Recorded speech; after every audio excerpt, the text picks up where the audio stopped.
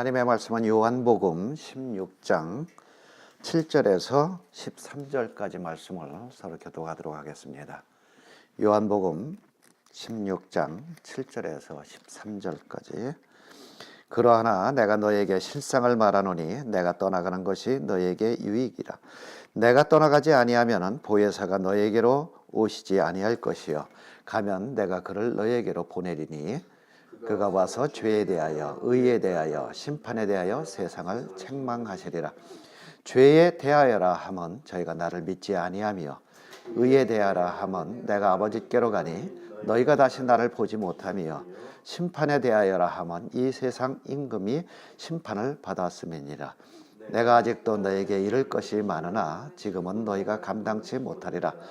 다 같이요. 그러하나 진리의 성령이 오시면 그가 너희를 모든 진리 가운데로 인도하시리니 그가 자의로 말하지 않고 오직 듣는 것을 말하시며 장래일을 너희에게로 알리시리라. 아멘. 지난 2주 동안에는 우리가 죄를 깨달을 수 있는 방법은 첫째는 양심, 두 번째로는 하나님의 말씀인 율법, 그 다음에 이 두 가지만 가지고서는 우리가 죄를 깨달을 수 없다고 말씀을 드렸습니다.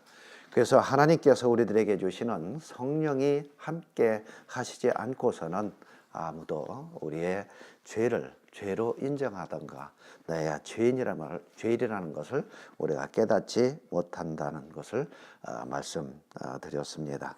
그래서 오늘은 성령님께서 성경에서 우리들에게 어떻게 역사하고 계시고 또한 우리 믿는 사람들에게 지금 현재에도 어떤 모습으로 능력을 행하고 계시는가에 대해서 함께 말씀을 드리고자 합니다. 세상에는 하나님께서 창조하신 그 창조물 중에서 존재하지만 존재하지 않는 것 같이 보이는 것들이 많이 있습니다. 그 중에 몇 가지 예를 들게 되면 박테리아나 눈에 보이지 않는 어떤 미생물, 이것은 현미경이 발명되기 전까지는 이 세상에 존재한다는 것을 사람들이 몰랐습니다. 그래서 현미경이 발견이 되고 나서부터는 그게 우리가 보이지는 않지만은 이런 박테리아나 미생물들이 때때로는 우리들에게 유익도 주지만은 또한 질병도 가져온다는 것을 이제 우리가 발견하게 되었습니다. 그 다음에 이 거대한 우주의 움직임을 통해서도 우리는 또 과학이 발명되지 않았을 적에는 우리 또 몰랐습니다. 갈릴레오가 지동설과 자동설을 주장을 했습니다. 너무 일찍 그가 발견을 했기 때문에 그 당시에 가장 반대했던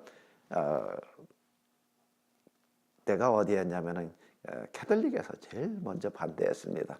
하나님께서 만드신 우주의 창조물을 네가 반대적으로다가 주장을 한다 해가지고 법원에서 판결을 내렸습니다. 네가 그 주장을 철회하지 않으면 네가 감옥에 간다. 그래서 결국에는 그가 자기의 주장을 철회하고 나서 법정문을 나서면서 그가 한 얘기가 유명하죠. 그래도 지구는 돈다. 그러니까 우리가 인정하지 않았지만 실질적으로는 하나님께서 창조물은 우리가 알지 못하는 여러 가지 그 신비스러운 비밀이 있다는 것. 그 다음에 눈에 보이지 않지만은 우리들에게 두 가지 더 예를 들게 되면은 공기와 바람입니다.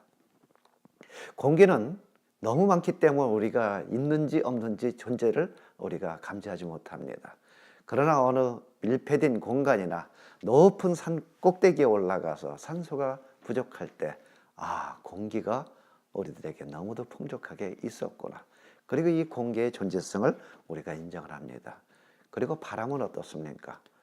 바람이 우리에게 냄새도 그다음에 만질 수도 없지만은 나뭇가지가 흔들리는 것을 보면서 또한 기압의 변화를 따라서 약하게도 또 강하게도 그걸 보면서 바람은 있다라는 것을 우리 모두가 다 인정을 합니다. 그렇다면 우리 사람 속에 있는 혼 아니면 영은 어떻습니까? 사람들이 모두가 다 인정을 할까요? 저는 그렇지 않다고 그래요. 일부 사람들은 영과 혼이 있다라고 믿는 사람이 있는 반면에 조금은 끝이지 우리는 육으로 그냥 끝나 그런 사람들도 꽤 많이 있습니다. 그런데요, 우리 중국이나 일본이나 한국 사람들이 조상들에게 제사 드리는 그 행위 자체는 사람이 죽어도 영 아니면 혼이 존재한다고 믿기 때문에 그 조상들에게 우리는 제사를 드리고 있습니다. 그래서 우리는 내가 인정을 하든 인정하지 않든 우리 인간 속에는 하나님께서 우리들에게 주신 영이 있다는 사실입니다.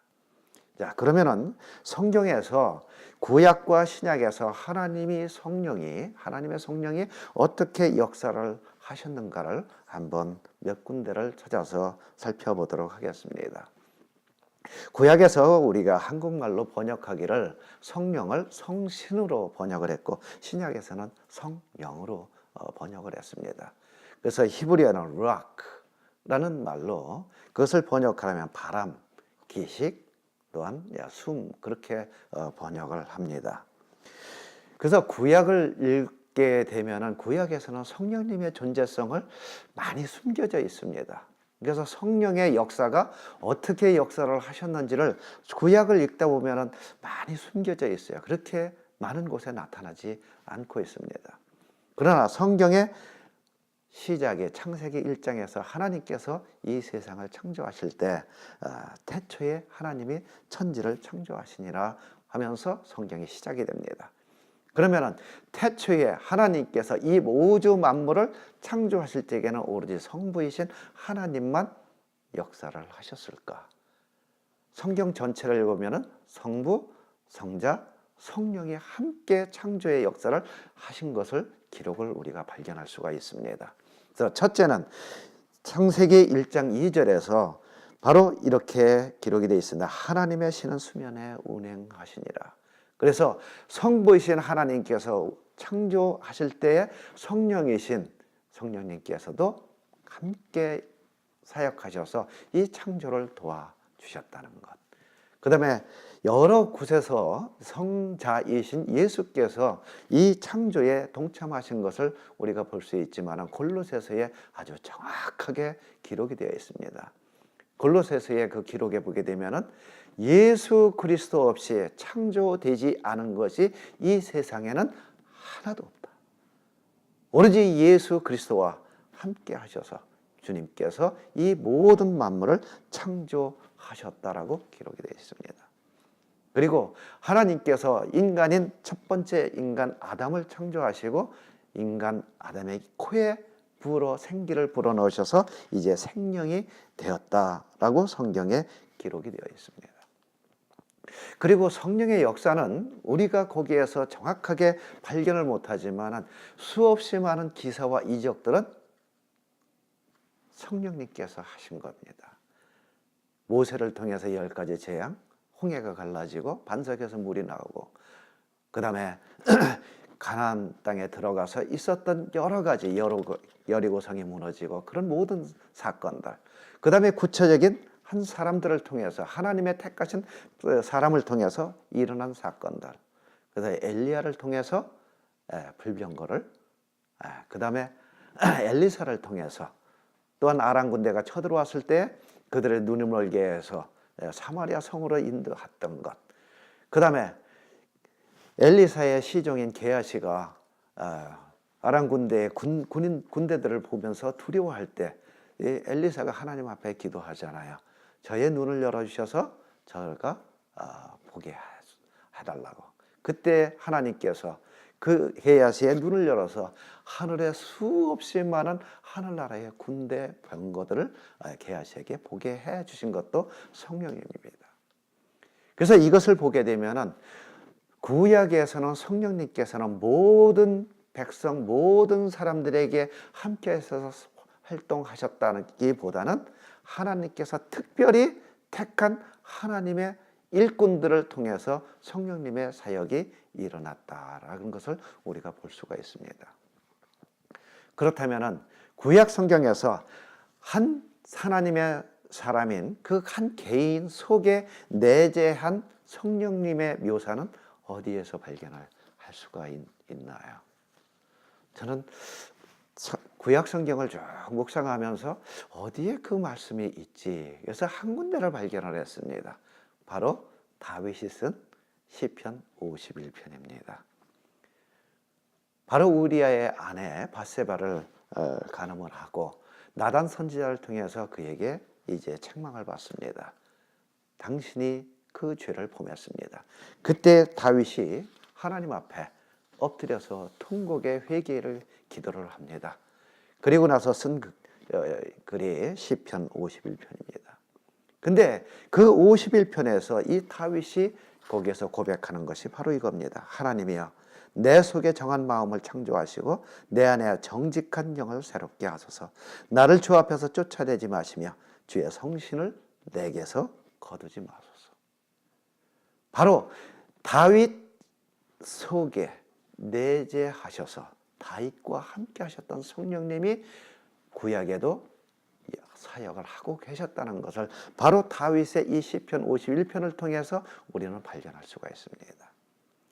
그래서 다윗은 자신이 범한 죄를 통해서 자신에게 거하고 있던 성령님께서 떠나실 것을 그가 가장 두려워했다는 것.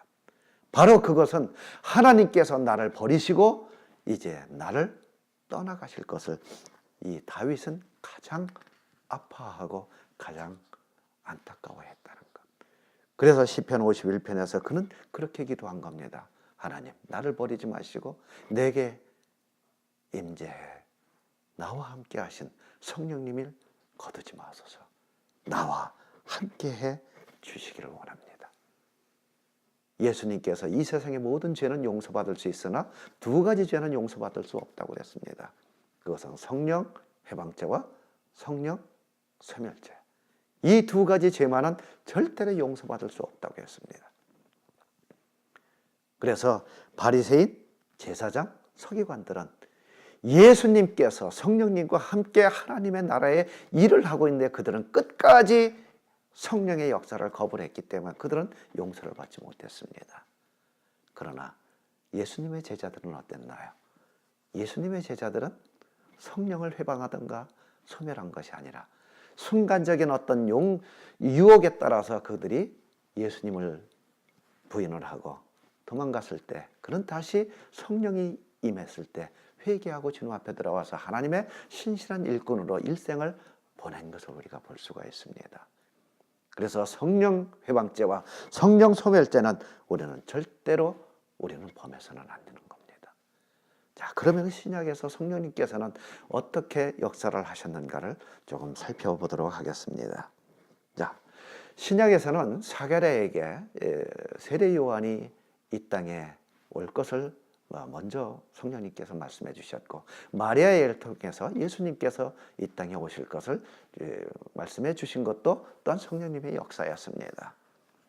그러나 성령님께서 직접 임했다는 첫 번째 기록은 어디에서 찾으실 수가 있습니까? 예수님께서 세례 요한에게 요단강에서 세례를 받고 나서 그때에 성령께서 비둘기같이 그의 머리에 임하더라, 내려왔더라.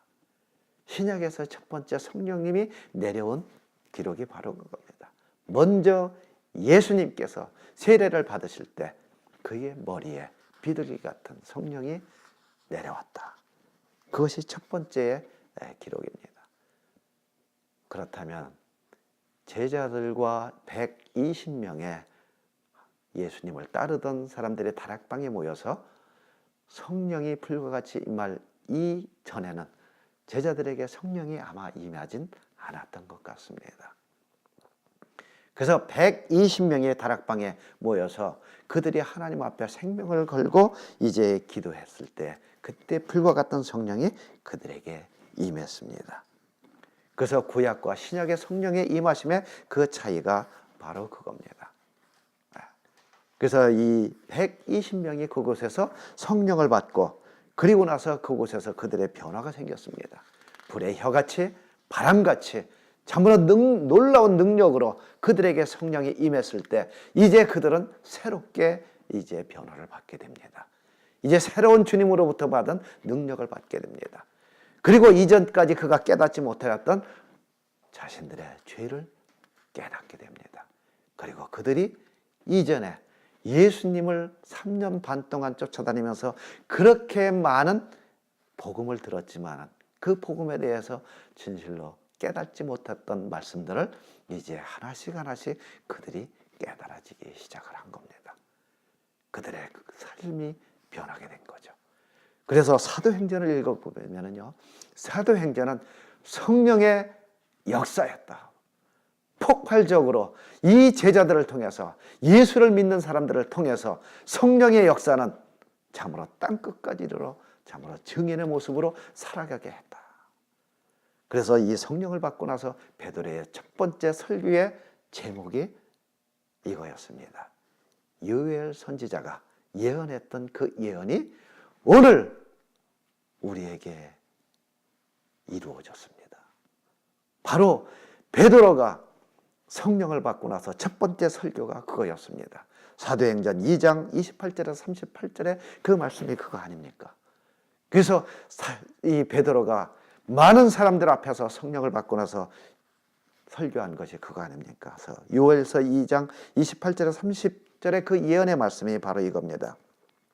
그 후에 내가 내 신을 만민에게 부어주리니 너희 자녀들이 장래일을 말할 것이며 너희 늙은이들은 꿈을 꾸며 너희 젊은이들은 이상을 볼 것이며 그때에 내가 또 내 신으로 남종과 여종에게 부어줄 것이며 내가 이적을 하늘과 땅에 베풀리니 곧 피와 불과 연기 기둥이라.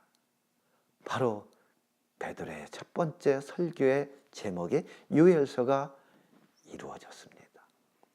요엘을 통해서 예언했던 그 말씀이 바로 이 다락방에서 이루어졌습니다.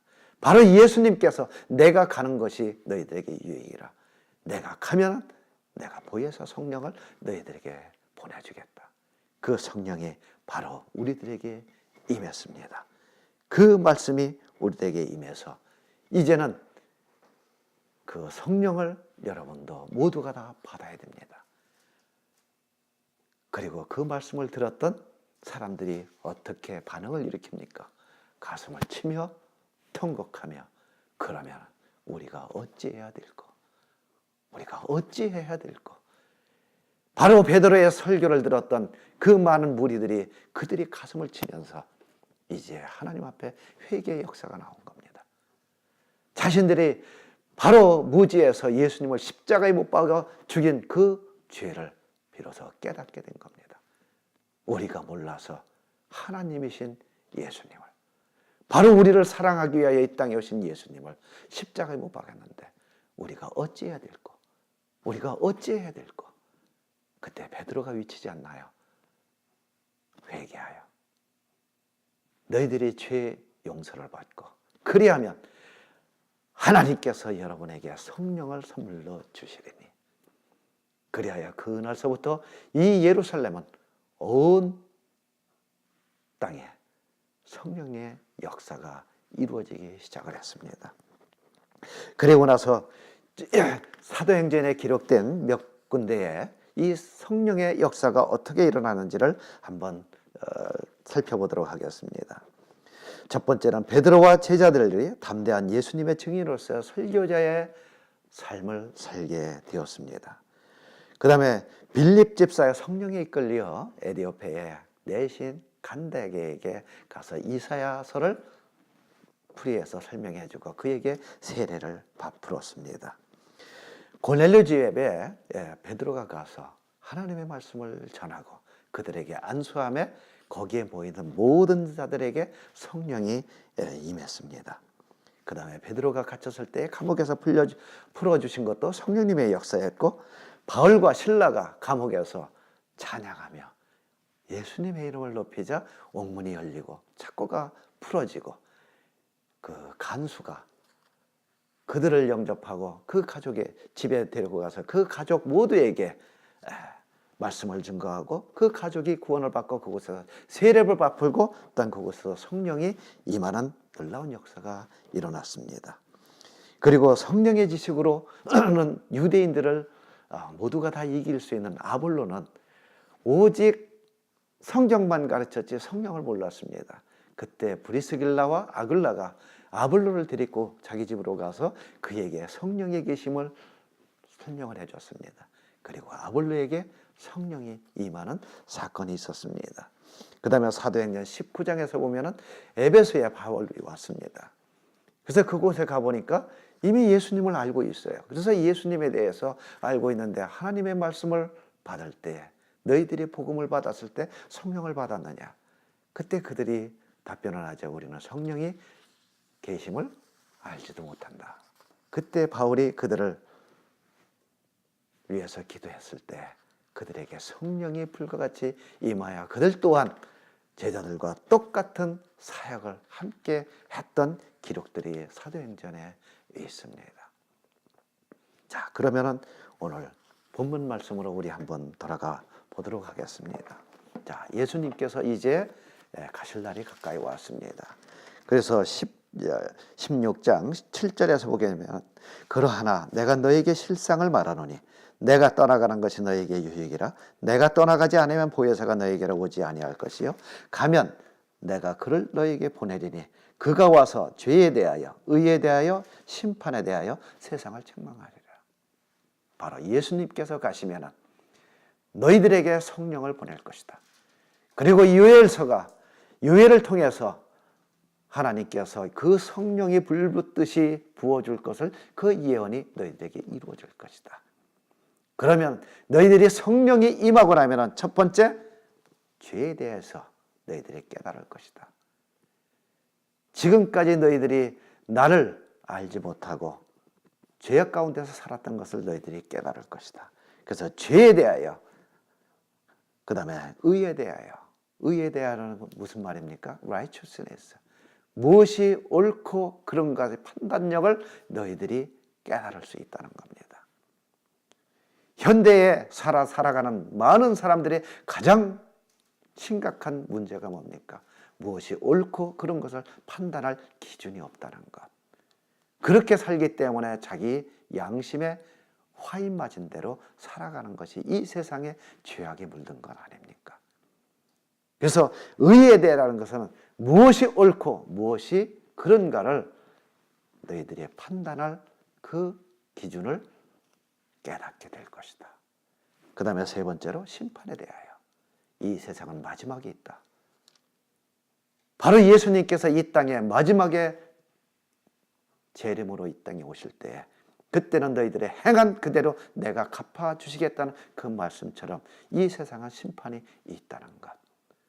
바로 그것을 성령님이 여러분에게 임하시면 바로 이런 능력을 받을 수가 있습니다. 그래서 이 성령이 임하게 되면 우리가 화인 맞은 양심이 회복이 되며 깨닫지 못했던 하나님의 말씀을 우리가 깨닫게 되며 그리고 이 성경 속에서 진리이신 예수 그리스도를 발견할 수가 있습니다. 그래야 우리는 죄에 대하여, 의에 대하여, 심판에 대하여 우리는 비로소 그것을 깨닫고 우리는 하나님 품으로 다시 돌아가게 됩니다. 엠마오로 가던 두 제자가 예수님을 만났습니다. 예수님을 따르던 그 두 제자가 예수님께서 너무도 힘없이 십자가에 죽으셨습니다. 그들의 소망을 잃었죠. 그동안에 예수님께서 가르쳐주셨던 그 많은 진리의 말씀도 그들은 잊었습니다. 그리고 다시 본래의 모습, 고향으로 돌아가는 길이었습니다. 그때 예수님을 만났습니다. 그리고 예수님께서 성경을 자세히 풀어 가르쳐줬더라고 기록이 됐습니다. 누가복음에 기록이 되어 있죠.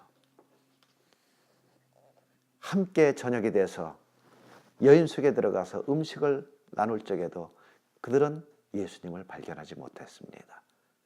그 예수님께서 음식에 축사하시고 떼어 그들에게 줄 때 비로소 예수님께서 약속하신 성령이 그들에게 임했습니다. 그들의 영안이 울렸습니다.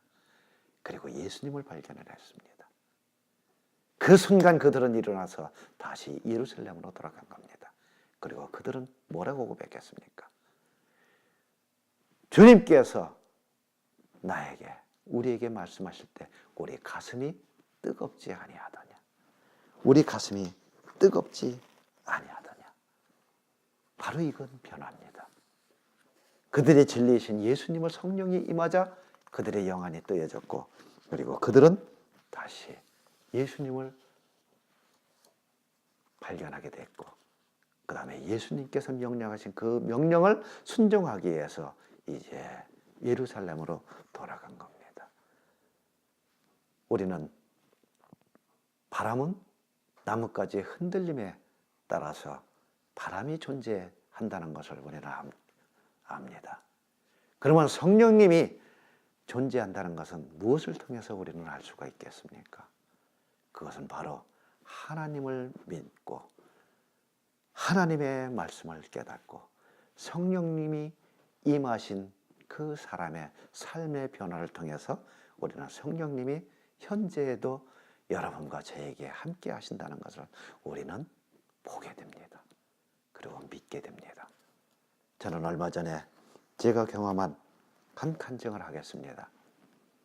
제가 일하고 있는데 한 형제가 저에게 왔습니다. 함께 같이 일하고 싶다고. 그래서 그 형제의 이력을 보니까 참 화려했습니다. 한국에서 최고 좋은 대학을 나왔습니다. 이곳에서 CPA 자격증도 있습니다. 자기는 시험을 봐서 시험을 떨어져 본 적이 없다는 거예요. 머리가 굉장히 비상했습니다. 그래서 저는 많이 기대를 갖고 함께 일을 했는데 문제가 한 8개월 정도 지나고 나서 생기기 시작을 했습니다. 그가 회사의 빚을 39,000불 정도를 남기고 이제 자신은 제 곁을 떠나겠다고 했습니다. 저와 함께 일을 하다가 빚을 지고 나면 제가 개런터 사인을 했기 때문에 그 형제가 그 돈을 남기고 가면 제가 그 돈을 다 갚아야 할 입장이었습니다. 굉장히 제가 심각했죠.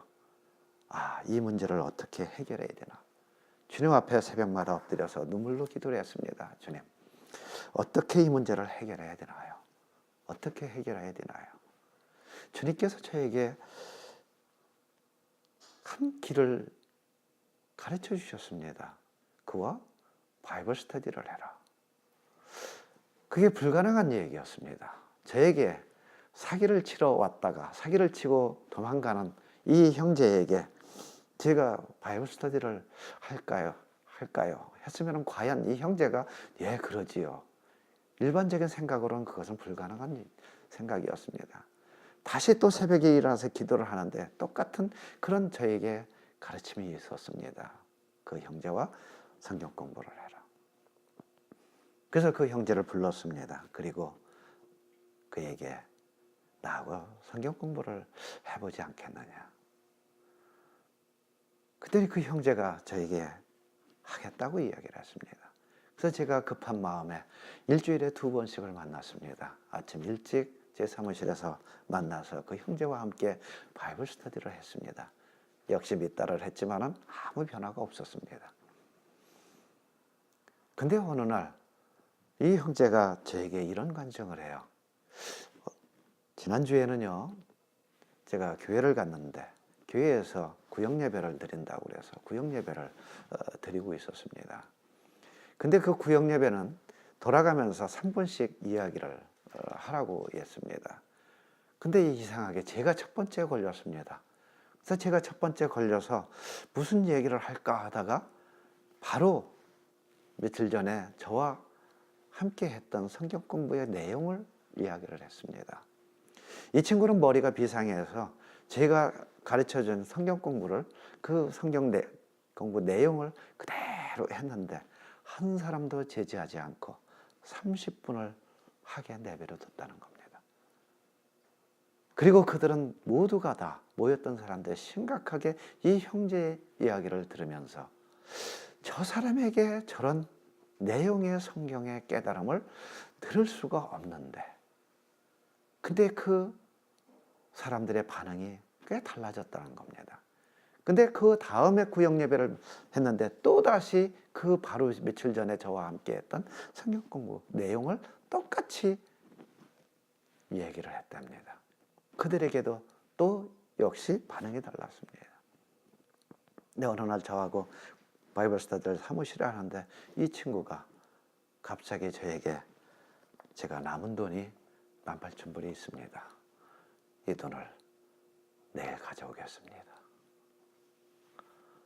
하나님의 말씀이 그에게 하나씩 하나씩 이제 일을 시작하기 시작한 겁니다. 불가능했던 그의 완악한 마음이 그의 성경을 깨닫게 하시고 성령님께서 그와 함께 하시자 그의 마음이 변한 겁니다. 그리고 그 다음날 18,000불의 체크를 가져왔습니다. 그리고 그가 저에게 말하기를 나머지는 제가 되도록 빨리 벌어서 갚도록 하겠습니다. 그래서 그는 일을 해서 얼마씩 가져오다가 결국에는 나머지 8,000불이 나왔습니다. 근데 그 형제가 저에게 하기를 이제 제가 더 이상은 내가 할 수가 없네요. 그때 제가 주님 앞에 감사하면서 주님 감사합니다. 바로 저 형제를 통해서 하나님은 살아계셔서 저 형제에게 성령님이 임하신 것을 제가 경험하게 했습니다. 그리고 형제에게 괜찮습니다. 이제부터는 주님의 나라를 위해서 신실한 주님의 일꾼이 되십시오. 그리고 주님이 오시는 그날까지 예수님을 믿고 주님 안에서 하나님의 자녀로 살아가십시오. 그리고 얼마 후에 그가 저에게 말한 것은 이거였습니다. 교회에서 보니까요, 사람들이 제일 봉사 안 하려고 하는 데가 식당이더라고요. 그래서 제가 식당에서 봉사하기로 결정을 했습니다. 바로 성령님께서 지금도 여러분과 우리에게 함께 하시고 역사하시다는 것은 하나님을 알지 못하던 사람들이 예수 그리스도를 믿고 성령이 임해서 그의 삶이 변하는 모습 하나하나를 우리가 보면서 하나님은 살아계시구나. 성령님은 지금도 살아계셔서 하나님의 사랑하는 자녀들에게 임하셔서 2000년 전에 제자들에게 주셨던 그 능력을 행하고 그들의 삶을 변화시키고 그들의 말을 통해서 예수 그리스도를 영접하여 십자가에 회개하며 돌아오는 역사들은 지금도 주님이 오시는 그날까지 영원히 함께 할 것을 우리는 믿습니다. 기도하겠습니다. 사랑하는 좋으신 주님, 성령님은 지금도 우리들과 함께 하십니다. 바로 예수님께서 약속하신 그 성령님은 우리들에게 거하십니다. 때때로는 우리의 연약한 모습을 강하게 하시고 깨닫지 못하는 하나님의 말씀을 깨닫게 해 주시고 볼 수 없는 하늘나라를 우리들에게 성령님이 역사하심으로 하늘나라를 밝히 볼 수 있는 능력을 주십니다. 우리는 성경 속에서 예수님을 발견하고 그 속에서 지금도 우리를 사랑한다는 그 음성을 듣게 하십니다. 바로 그 음성을 통해서 우리는 예수님과 동행하는 삶을 살아가게 해 주십니다. 주님이 우리를 사랑하듯이 우리 또한 나의 죄를 깨닫고 주님 앞에 회개하여 우리는 주님 안에서 깨끗함을 얻어서 의인으로 거듭나게 해 주셨습니다. 이제부터 영원까지 주님이 오시는 그날까지 우리는 이 의인의 모습으로 주님에 순종하면서 살아가기를 원합니다. 우리와 늘 동행하여 주시고 나에게 거하시는 성령의 충만함이 항상 함께 해 주시기를 간절히 소원하며 예수 그리스도의 이름 받들어 기도드립니다. 아멘.